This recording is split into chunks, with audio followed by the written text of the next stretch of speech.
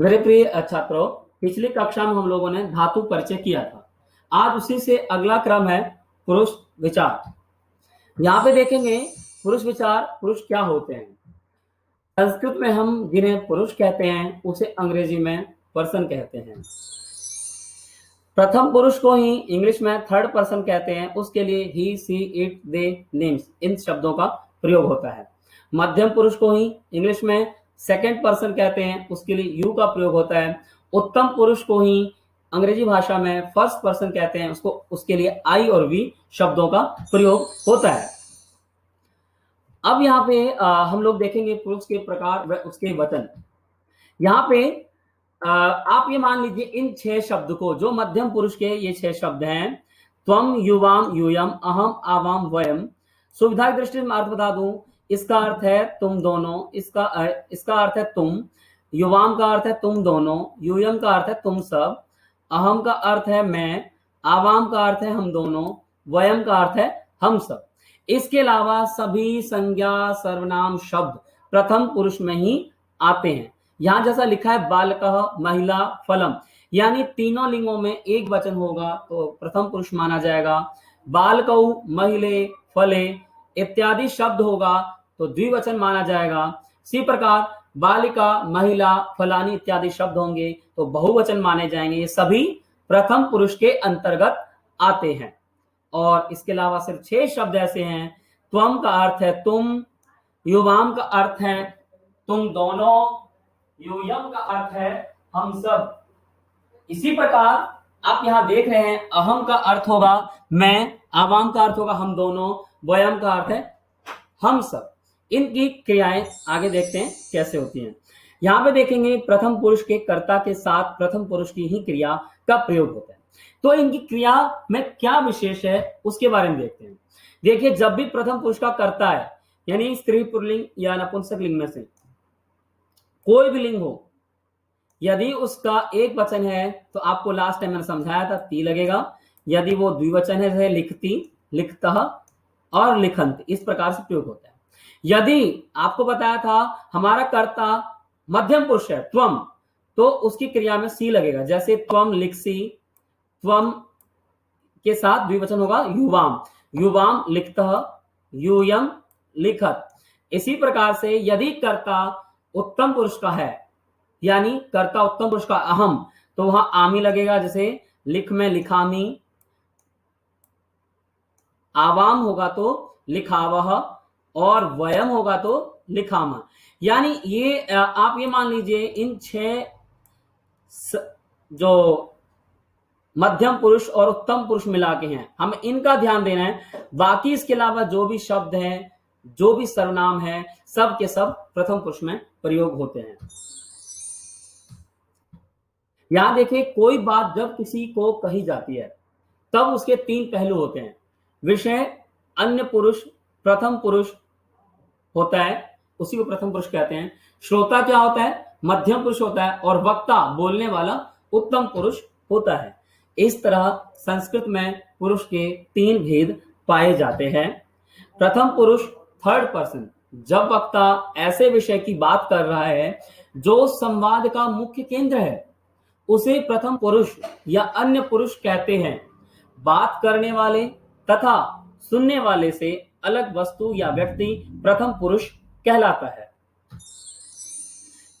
अब हम इन पुरुषों को वचन के आधार पर देखते हैं।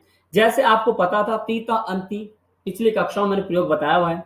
जब भी प्रथम पुरुष का कोई भी कर्ता होगा उसके लिए प्रयोग होगा। अभी तक हमने संज्ञा शब्द देखे थे, राम, बालक, गज सिंह इत्यादि, ये उनके सर्वनाम शब्द हैं। वह, वे दो, वे सब। उसी प्रकार स्त्रीलिंग में वह के लिए सा प्रयोग होगा, और स्त्रीलिंग में द्विवचन यदि होगा वे दो तो ते। ऐसे ही वह, वे सब स्त्रीलिंग में प्रयोग ता। ऐसे ही नपुंसक लिंग में तत्, ते, तानी, ये उनके प्रत्यय हैं। ध्यान रहे, प्रथम पुरुष के कर्ता के साथ प्रथम पुरुष की ही क्रिया का प्रयोग होगा। जैसे अब यहाँ पे स शब्द है तो जो भी क्रिया होगी, चाहे वो लिखती हो, पढ़ती हो, सब में स ती लगेगा। यदि ये द्विवचन का कोई प्रयोग होगा तो उसमें आपका तह लगेगा। यदि वह बहुवचन का कोई प्रयोग होगा तो तो अंति लगेगा। आप ये मान के चलिए बॉक्स में जितने शब्द हैं, चाहे कोई भी शब्द हो, सभी में अंति। द्विवचन के बॉक्स में जितने भी शब्द हैं सर्वनाम में, सब में तह। और ये एक वचन के बॉक्स में जितने भी शब्द हैं, यदि ये प्रयोग होगा तो सभी में ती। जैसे सह लिखती, सह पठती, सह वदती, सा लिखती, सा पठती, सा वदती। इसी प्रकार से मित्रम पठती या तत्पठती। इसी प्रकार से यहाँ तौ पठतः, यहाँ तौ में यहाँ पे ध्यान देंगे एक आर्य मात्रा है, स तौ, तो यहाँ पे हो जाएगा तौ पठतः, तौ लिखतः, तौ हस्तः।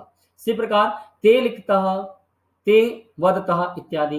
इसका ताः वदन्ति, ते वदन्ति इत्यादि प्रयोग होते हैं। अब यहाँ स्वर्णी बिंदु देखिए ध्यान दें, मध्यम और उत्तम पुरुष में तीन ही सर्वनाम होते हैं। जैसे त्वम, युवाम, यूयम, और उत्तम पुरुष में अहम, आवाम, वयम। पुल्लिंग, स्त्रीलिंग और नपुंसक लिंग में भी कोई परिवर्तन नहीं होता। यदि त्वम पुल्लिंग में कहा जाए तब भी सेम रहता है, स्त्रीलिंग में कहा जाए तब भी सेम रहेगा, और नपुंसक लिंग में कहा जाए तो भी सेम रहेगा, यानी कोई भी परिवर्तन नहीं है। इसी प्रकार मध्यम और उत्तम पुरुष के सर्वनामों को छोड़कर, यानी कौन सा सर्वनाम, सिर्फ 6, त्वम, युवाम, यूयम, अहम, आवाम, वयम, इन 6 को छोड़कर अन्य सारे सर्वनाम और नाम प्रथम पुरुष में ही आते हैं। यहां देख लीजिए एक वचन, द्विवचन और बहुवचन प्रयोग। अब मैं आपको मध्यम पुरुष का प्रयोग बता रहा हूं, कैसे देखिए यहाँ पे। यदि त्वम शब्द है, कर्ता त्वम है एक वचन का, ये देखिए, तो सभी क्रियाओं में सी लगाएंगे हम लोग। जैसे त्वम चलसी, त्वम पटसी, त्वम वदसी इत्यादि।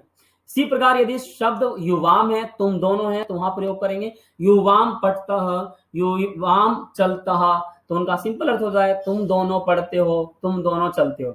इसी प्रकार यदि हमारा कर्ता यूयम है, तो क्रिया में क्या होगा, यूयम चलतः, यूयम पठतः, यूयम हस्तः, इस प्रकार से प्रयोग होगा। ध्यान रहे, नोट जो आपको व्हाइट स्लाइड आ रही है सफेद कलर की, इसमें देखिए क्या नियम है। प्रथम पुरुष के कर्ता के साथ मध्यम पुरुष की ही क्रिया का प्रयोग होता है। अब यहाँ आप ये उत्तम पुरुष का प्रयोग देखिए, सेम इसी प्रकार से है। यदि कर्ता आपका अहम है एक वचन का, तो उसकी क्रिया में सभी में आमी लगेगा। जैसे अहम पठामी, अहम चलामी, अहम हसामी, यानी मैं चलता हूं, मैं हंसता हूं, मैं लिखता हूं इत्यादि। यदि वह कर्ता द्विवचन का आवाम है, तो वहां पे आवाह लगे क्रिया, जैसे आवाम हसावा, आवाम पठावा इत्यादि। यदि वह कर्ता वयम है, बहुवचन का है इसका, तो उसकी क्रिया में आमह लगे, जैसे वयम पठामह, वयम चलामह, वयम हसामह। उत्तम पुरुष के कर्ता के साथ उत्तम पुरुष की ही क्रिया का प्रयोग होता है। अब यहाँ देखिए प्रथम पुरुष के कुछ उदाहरण। जैसे मैंने यहाँ बालक जाता है, तो इसका क्या होगा, बालका गच्छति। ऐसे दो बालक हंसते हैं, तो बालकौ हस्तः, ये प्रथम पुरुष का प्रयोग है। अनेक बालक पढ़ते तो बालकः पठन्ति। सही से प्रयोग कीजिएगा ताकि आगे गलती ना हो। ये मध्यम पुरुष का है। यहाँ देखिए, तुम पढ़ते हो, त्वम पठसि, तुम दोनों लिखते हो, युवाम लिखतः, तुम सब खेलते हो, यूयम खेलत, खेलथ। ठीक है, इसी प्रकार से अब आप उत्तम पुरुष देखिए। उत्तम पुरुष में क्या प्रयोग, मैं खाता हूं तो अहम खादामी, हम दो लिखते हैं, आवाम लिखावह, हम सब लिखते पढ़ते हैं, वयम पठामा। इस प्रकार से अन्य क्रियाओं का भी प्रयोग करेंगे। अन्य उदाहरणों का हिंदी में अर्थ लिखो। यहाँ आपके अभ्यास के लिए कुछ उदाहरण दिए हैं, आप इनको हिंदी में अभ्यास कीजिएगा, इनके हिंदी में मतलब कैसे लिखते हैं या फिर सामान्य भाषा में अनुवाद कैसे करते हैं। जैसे पहले शब्द का अनुवाद मैं बता दे रहा हूं आपको, इस शब्द का अनुवाद में बताता हूं, वह जाता है। ठीक है, इसी प्रकार से सभी शब्दों की हिंदी आपको करनी है। अब यहाँ पे अन्य अभ्यास कार्य लट लकार में आप यहाँ देखिए, मैंने कुछ धातु मूल धातु लिखे हैं, आप इनका इसी प्रकार से प्रयोग करेंगे ताकि आपको प्रयोग करना आ जाए तीनों पुरुष में। ठीक है, और अगली कक्षा में आपको इसके अगले भाग में मैंने इनका प्रयोग बताया हुआ है। इसी प्रकार संस्कृत में लट लकार के सामान्य नियम आप देख सकते हैं। ये हुआ वर्तमान काल, यानी जो पढ़ रहा है, चल रहा है। आपको उसी प्रकार से मैं एक भूतकाल का प्रयोग दिखा देता हूं। यहाँ पे देखिए, भूतकाल में हम इस अ लगाएंगे धातु के आगे, और ये लगाएंगे, यानी अपठत, अपठतम, अपठन, अपठ, अपठतम, अपठक, अपठम, अपठा, अपठम। ये भूतकाल बन जाएंगे हमारे ऐसे ही सिंपल। और यहाँ पे लिट लकार का प्रयोग देखिए, इष्यति इष्यतः सामान्य प्रयोग करते हैं तो पठिष्यति, पठिष्यता, पठिष्यन्ति, पठिष्यसि, पठिष्यतः, पठिष्यत, पठिष्यामि, पठिष्यावा, पठिष्यामि, ये प्रयोग करेंगे। और इसमें विशेष क्या, इष्य, उसमें था अ। इस प्रकार से आज का अभ्यास खत्म होता है। आप, मुझे उम्मीद है जैसा मैंने आपको समझाया आप घर पे इस प्रकार से अभ्यास जरूर करेंगे।